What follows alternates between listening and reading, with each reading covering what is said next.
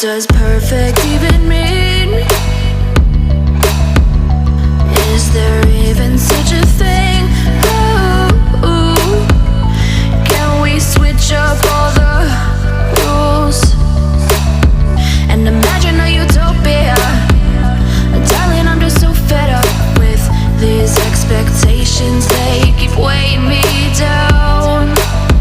My heart is begging me to get the hell out of my head. I'm gonna live inside the upside down for a minute and pretend, honey, I'm a perfect 10. Whoa, whoa, honey, I'm a perfect 10. Whoa, whoa, and if I say it enough, it gets ingrained in my head, and I start to